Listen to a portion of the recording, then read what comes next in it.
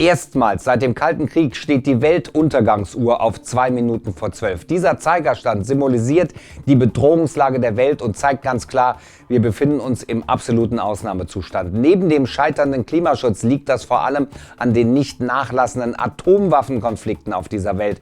Und ein nur regionaler atomarer Konflikt hätte katastrophale Folgen. Klicks um Nature, hier gibt es täglich spannende Videos aus den Bereichen Umwelt und Natur. Abonniert den Kanal und aktiviert die Glocke, nur dann verpasst ihr nichts. Los geht's. Herzlich willkommen. Ein Atomkrieg zwischen den Supermächten wäre katastrophal für das gesamte Leben auf der Erde. Die fatalen Folgen wurden in vielen Studien aufgezeigt, denn die Explosionen sorgen für enorm viel Rauch und Aerosole, die die Sonne verdunkeln. Die freigesetzte Wärmeenergie würde auch gigantische Flächenbrände entfachen. Millionen Tonnen von Ruß würden in einem solchen Fall in die Atmosphäre gelangen. Die Folge: ein nuklearer Winter und ein Weltklima, das sich jahrelang um bis zu 18 Grad abkühlt. Doch offenbar bringt dieses Wissen nicht alle Atommächte dieser Welt dazu, atomar abzurüsten. Im Gegenteil, Indien und Pakistan rüsten seit Jahren atomar weiter auf, ganz zu schweigen von Nordkorea, das immer wieder neue Atomwaffen testet. Ein Forschungsteam von der University of Colorado hat den schwelenden Konflikt zwischen Pakistan und Indien zum Anlass genommen und einen regionalen Atomkrieg zwischen diesen beiden Nachbarländern simuliert. Einer der Streitpunkte: die Macht über die Region Kaschmir. Doch um es gleich vorweg zu sagen, auf dem Papier haben sich sowohl Pakistan als auch Indien dazu verpflichtet, keinen atomaren Erstschlag auszuführen. Dazu heißt es in der aktuellen Studie: ohne substanzielle Provokationen werden weder Pakistan noch Indien einen atomaren Konflikt beginnen. Doch klar ist auch, Umstände dafür, dass tatsächlich ein Atomkrieg ausgelöst wird, können auch nicht ausgeschlossen werden. Und das ist ja nicht nur im Konflikt zwischen Indien und Pakistan der Fall. Das Szenario der Forschenden zeigt ganz deutlich, wie dramatisch sich ein kleiner regionaler Atomkonflikt auf die gesamte Erde auswirken würde. Die Studie geht von bis zu 125 Millionen Toten aus. Dazu schreibt das Autorenteam: zum ersten Mal in der Geschichte könnte ein regionaler Krieg mehr Menschenopfer fordern, als weltweit in einem Jahr aus natürlichen Gründen sterben.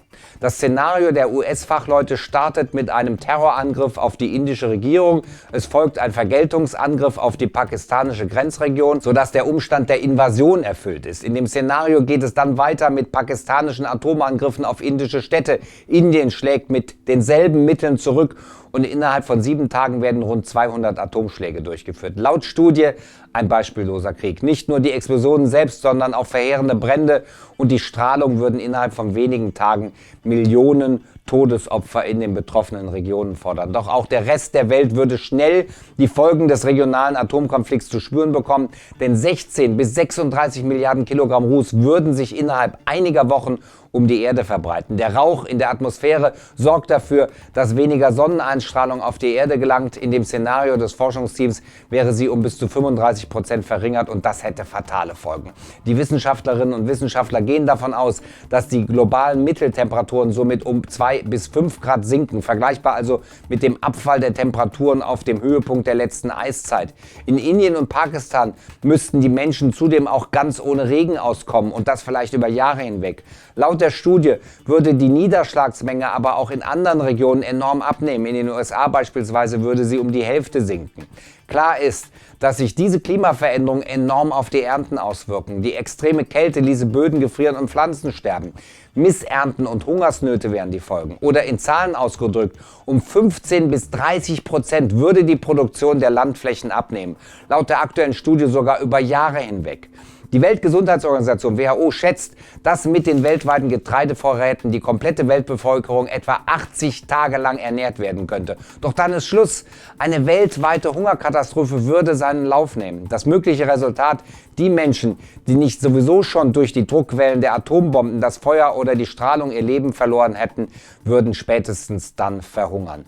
Dazu der US-Wissenschaftler Kip Hodges: Studien wie diese erinnern uns daran, warum es für die Politik so wichtig ist, die Ergebnisse wissenschaftlicher Forschung zu beherzigen. In einigen Kreisen scheint der begrenzte Einsatz von Atomwaffen heute wieder Gegenstand der Diskussion zu sein, aber die wissenschaftlichen Argumente dagegen sind sehr klar.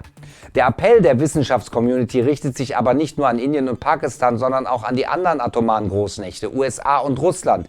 Die Fachleute appellieren eindringlich an die Politik, die atomare Abrüstung wieder ins Visier zu nehmen. Und das ist viel Arbeit.